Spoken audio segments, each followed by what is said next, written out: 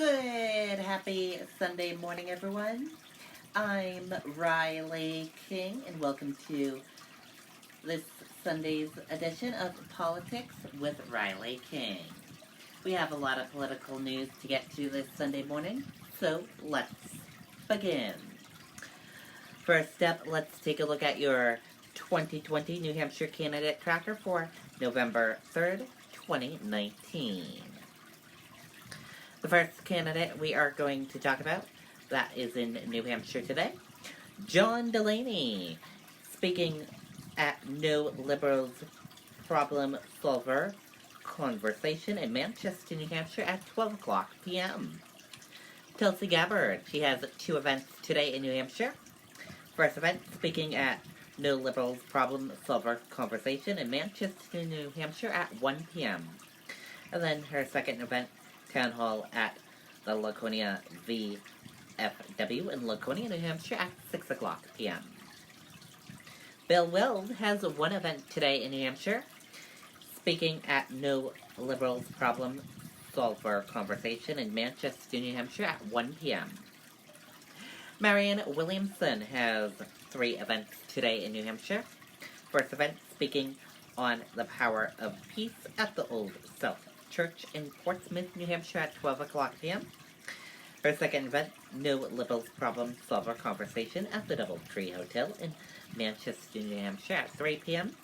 And her third event, an evening with Marianne Williamson and musician Taylor Daney at the Office Lounge in Rye, New Hampshire at 5 o'clock p.m. Those are the candidates that will be in New Hampshire today. Mayor candidates hit streets of Manchester. The citizens of Manchester will go to the voting polls on Tuesday to vote for mayor. Let's take a listen to this video from WMUR News 9, Siobhan Lopez.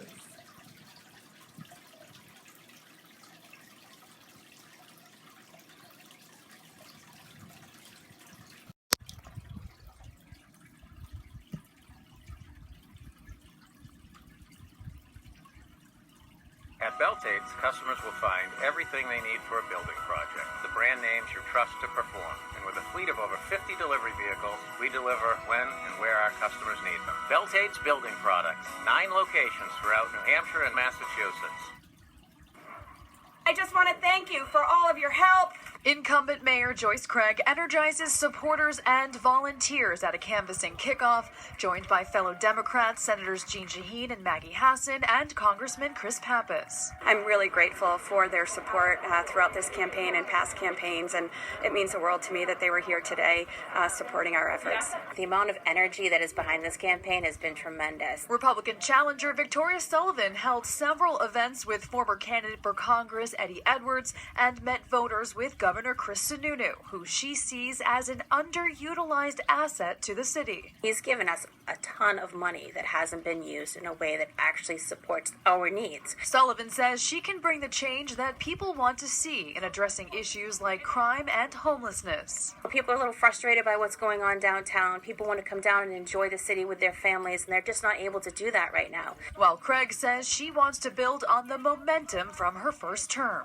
Our goal is to continue along that progress in terms of supporting our schools, addressing the opioid and homeless crisis in the city, and then growing our economy.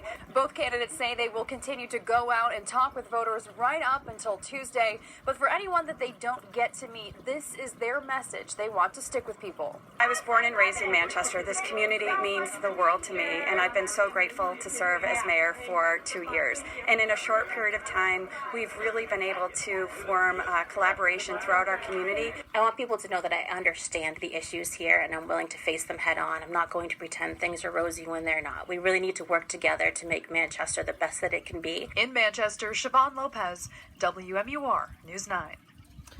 Okay, and there you go on that video and that report.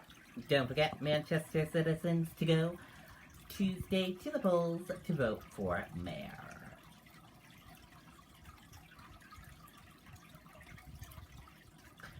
Trump responds to House vote on impeachment inquire. Let's take a listen to that video from ABC News.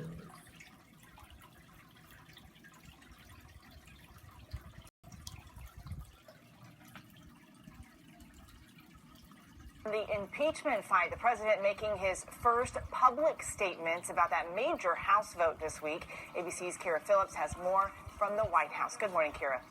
Good morning, Eva. Well, President Trump's press secretary, Stephanie Grisham, actually made news saying that the White House is preparing for House Democrats to impeach the president. However, when I questioned President Trump last evening, he told me the Democrats have no grounds on which to impeach him.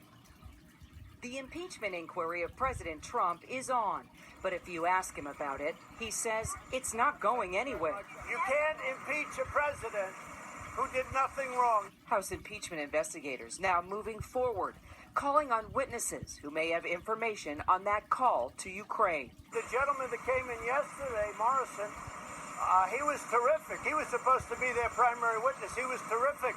And he said he didn't see anything wrong with it. Tim Morrison, the president's former top advisor on Russia and Europe, testified in his opening statement that when it came to that phone call about Ukraine, the rough transcript accurately and completely reflects the substance of the call, but adding, "I want to be clear, I was not concerned that anything illegal was discussed." House Speaker Nancy Pelosi sees it differently. We took an oath to protect and defend our democracy. And that is what he has made an assault on. All but 2 House Democrats voting to formally approve the impeachment inquiry, setting the stage and the rules for open hearings now. Now there will be public hearings. Do you feel that will help you? I think it helps us. Look, my poll numbers are very high. On the swing states, when it comes to the impeachment word, it's an ugly word to me, a very ugly word. They don't want to do it. Democrats don't want to do it.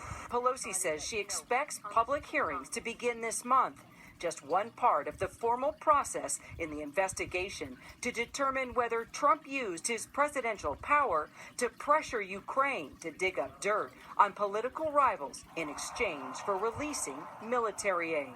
This is not about his personality, his policies. That's for the election.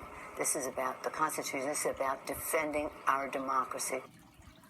So where does this go from here? Well, this is now a formal impeachment investigation, and you will see a significant shift now from what was largely behind closed doors and secret work to a much more public, legal, and political process. Eva? I'll take it from here. Kira, thank you very much. This story likely to dominate the news for weeks, if not months. Okay, and there you go on that video and that report.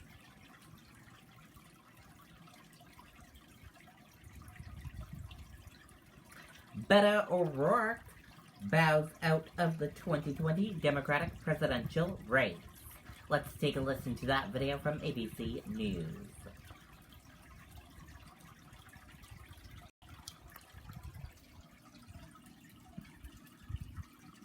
And there was a breaking headline late today involving the race for 2020. Former Congressman Beto O'Rourke announcing he is dropping out of the race. It comes just hours after Senator Elizabeth Warren finally revealed how she plans to pay for Medicare for all. Joe Biden's campaign calling it mathematical gymnastics tonight. Here's ABC senior national correspondent Terry Moran. He was once heralded as the new face of the Democratic Party, but tonight Beto O'Rourke is out. The candidate tweeting, "Our campaign has always been about seeing clearly, speaking honestly, and acting decisively. In that spirit, I am announcing that my service to the country will not be as a candidate or as the nominee." The former Texas congressman joined the race with great fanfare, but he never caught on with voters. After the mass shooting in his hometown of El Paso in August, O'Rourke seized on gun control as an issue to jumpstart his campaign. David asking him about his plan for mandatory buybacks of assault weapons. You know the critics call this confiscation. Are you proposing taking away their guns, and how would this work? I am. If it's a weapon that was designed to kill people on a battlefield, hell yes, we're going to take your AR-15, your AK-47. O'Rourke's move there, not enough to boost his campaign. He drops out with another candidate on the rise. In Iowa, where she is now the front runner, Elizabeth Warren today revealed how she would pay for her plan to revolutionize American health care. I have a plan that shows that we can have Medicare for all without raising taxes 1 cent on middle-class families. Under the Warren plan, private employer-sponsored health insurance, the way more than half of all Americans get their coverage, would be eliminated. Instead, all Americans would get free health care from the federal government. On the campaign trail, her Democratic opponents have been hammering her for not explaining how she'd pay for such a gigantic new program. I think we owe it to the American people to tell them where we're going to send the invoice. Your signature, Senator, is to have a plan for everything, except this. Today, Warren declared her plan would cost $52 trillion over 10 years, including $20.5 trillion in new federal spending. She says she would pay for it with trillions in new taxes on corporations and on the wealthiest Americans, and with spending cuts, including $800 billion from the Pentagon. Terry Moran with us live. This has been the issue, Terry, since that last debate, so no surprise today when Joe Biden was quick to offer his own review of Elizabeth Warren's plan. He sure was, David. Joe Biden saying tonight she's making it up, saying her plan will be a lot more expensive than she claims in his campaign, saying that her plan to pay for it is, quote, mathematical gymnastics, as you said. But on this issue, as on so much else, it's Elizabeth Warren setting the agenda and the other candidates responding. David? Terry Moran tonight. Great to have you.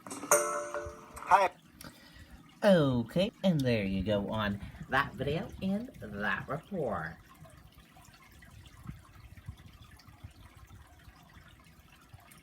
And let's take a look at this new Democratic primary performance among leading Democrats.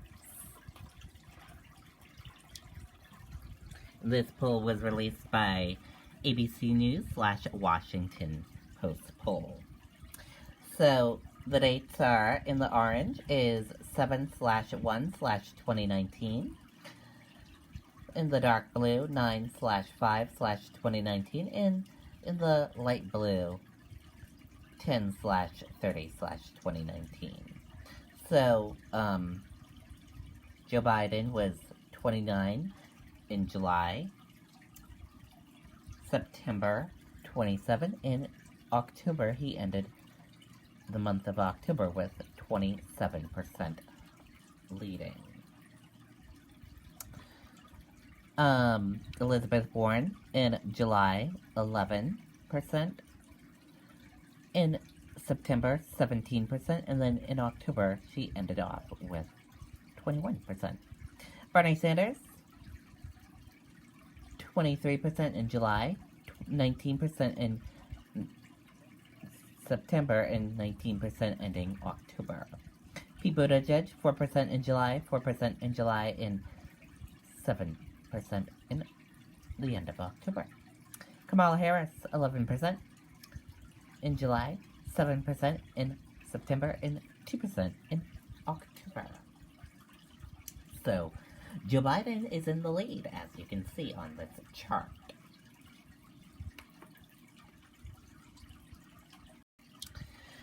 And that does it for this Sunday edition of Politics with Riley King. I hope you all enjoyed watching this week's Sunday edition of Politics with Riley King. Have a great week ahead of you, and I'll see you back here next Sunday for another edition of Politics with Riley King. Goodbye, and have a great rest of your Sunday and great week. Bye.